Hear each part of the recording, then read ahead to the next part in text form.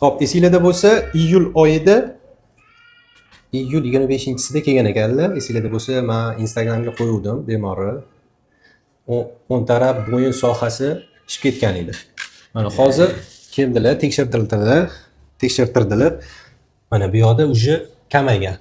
Qanaqa holat hozir qizimizning? Biz ham yaxshi holatda. Holatlari yaxshi.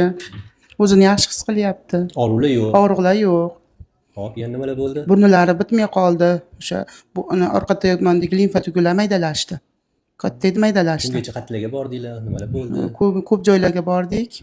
Shifo topolmadik. O'sha sizga kelib 1 oyda ichida natija bo'ldi-da. Dorilarda. Dorilarda. Yo'q, hali kurs bo'lgan. Qilmagansiz. Yo'q. O'shanda ham shunchalik Effekt berdi. Erishdingiz. Hop, bugun yana qaytadan analizlar topshirtirdik 1 oylik. Hop, uje chap tarafda qolmagan mana. O'sha paytda chap tarafda bor edi. Balg'am ham chiqib turdi, balg'am ham chiqmay qoldi. Hop, uje kamaygan. O'sha tugunlari, ishlar qaytgan. Burun bitishlar yo'q. Holati ancha yaxshi. Mana nima deysiz endi bemorlarga? Kelsin siz oldingizga. Shifo topsin, biz xursandmiz, doktor. Chala qizim, bormagan joyimiz qolmagan. Sog' bo'ling. Sizni o'sha Instagramda ko'rib, topib keldik.